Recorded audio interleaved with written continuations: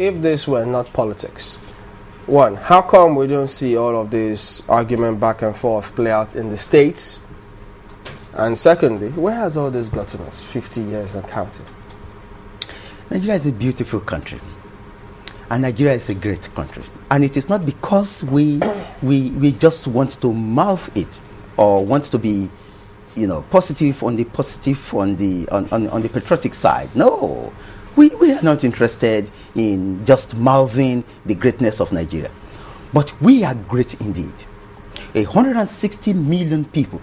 We have been together for about 100 years. In 2 years' time, Nigeria will be 100 years as a nation state. Together, we were amalgamated in 1914. 2 years' time will be celebrated. That we were able to keep our nation together. And we have not disintegrated. Just like Yugoslavia and the great Soviet Union did. It's a great achievement. It's a thing worth celebrating. Yeah, but we don't see the states and the House of Assemblies fight over budget provisions like this one. It looks as if when the state executive of government brings it down, no problem. Go ahead. You call the shots. Because at the national level, the stakes are higher. The stakes are higher. The stakes are just higher.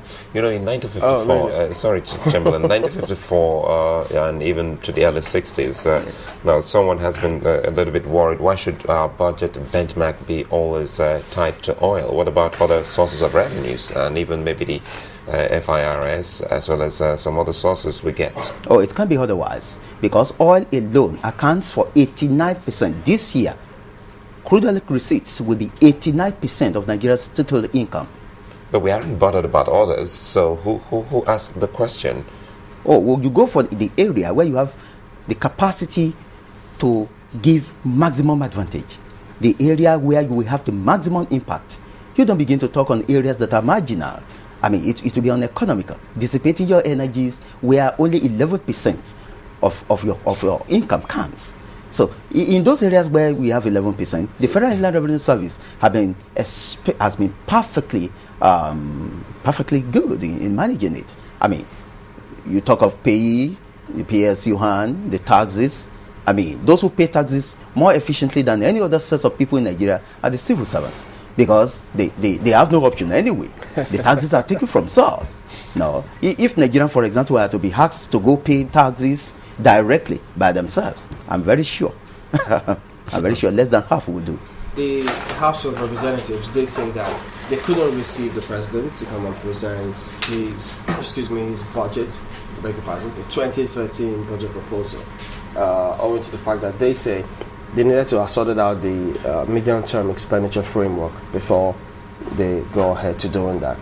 But then you have people who argue that what would have been the difference? Because if, on the one hand, you've got the MTEF, which is a 3-year plan, then you got this annual budget of 2013.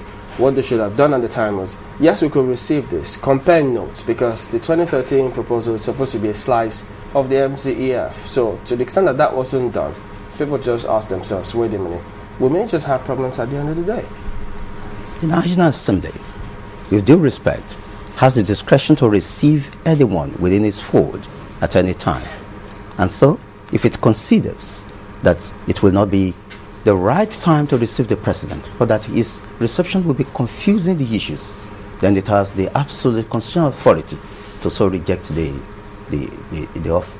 Yeah, but from your perspective, how will they confuse issues? What would have changed, or what would be harmed, what would be affected if they accepted a proposal and compare it with the MCA? It will not be politically compliant with the system. If the National Assembly, for example, was considering the medium-term expenditure framework, and the president comes in with an address, it could confuse issues on the grounds that the president, for example, may present another statement that will affect the due consideration of the expenditure framework. So how do they compare notes? Because if the annual budget of 2013 proposal is supposed to be a slice of the MTEF, which is a 3-year plan, yes, what's wrong with accepting? Wait a minute. We have a finance minister, a technocrat of the finest order. So if there's any issue the president wishes, for example, to pass to the National Assembly, it can do that through the finance minister. I mean, the president has other things to do. The National Assembly says, sorry, sir, we can't receive you now.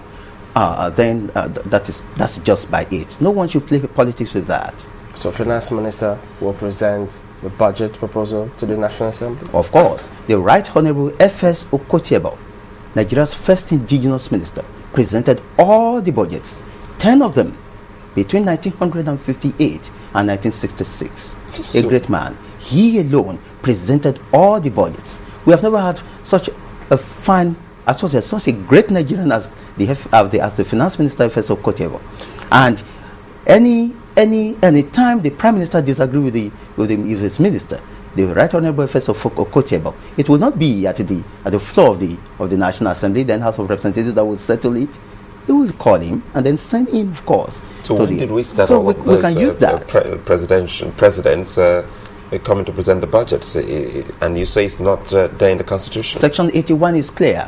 It says the president shall cause to be laid before the National Assembly an appropriation card.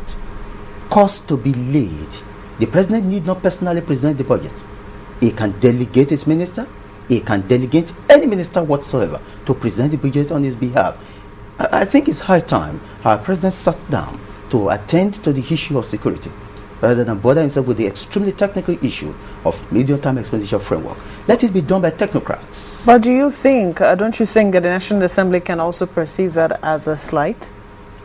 Oh, no. As a slight, no. You want to visit me in my house and I say, sorry, I'm busy for now. Could you come some other time? And that's a slight?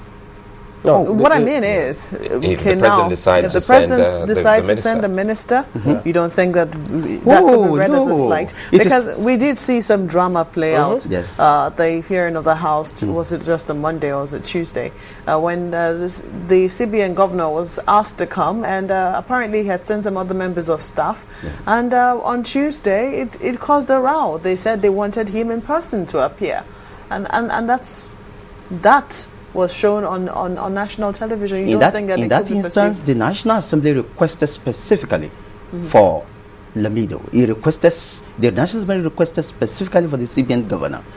In this instance, the finance minister is superbly qualified to anchor the president's wishes at the National Assembly, and she should be left. She should be allowed to do the job.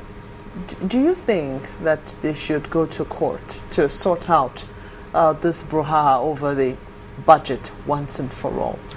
Sorry? Where else should they go? They should be at the court. Or do you think that it should continue to have political solutions to this tiff that they have? When you have a system in which one arm of the government insists on having its way all the time without conceding any inch, or we have another arm of government saying, no, we're not going to have that.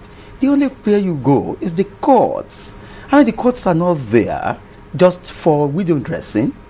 If we have a disagreement between the presidency and the National Assembly, of course, go to the courts. Don't forget that the states and the federal government are in courts in respect of the sovereign wealth fund. It is not yet a done deal. But we've been seeing how they've been, today they say they're settling out of court. The next minute they say, in fact, on a particular day, we did see a member of NEC, governors and members of National Economic Council, announce, if I remember clearly, Governor Abdul Fattah Ahmed of Kwara State announced that they are looking at settling out of court. And in the next breath, we saw the chairman of the Governors Forum with Governor Abdul Fattah Ahmed sitting right beside him saying they're heading back to the courts. So we've seen that drama play out as well, even as regards the Sovereign Wealth Fund. We observers and the ordinary man in Nigeria knew for sure that out-of-court settlement would fail. It will fail because it involves the most crucial issue in government: finance. You don't save money for me. You don't come in and say, look, the money you have earned, I'm saving it for you in an account in which I alone has the authority to withdraw from or to deposit into. And the states, of course, says, don't save for us. We are selling the oil at dollars. At the US, we are selling, and what we get for the oil is the US dollars. Then pay us the US dollars. Don't pay us in Naira. And then another one said, the federal government says, no, we are going to save this money for the rainy day. And the state says, no, what if the rainy day never comes? And they're absolutely right.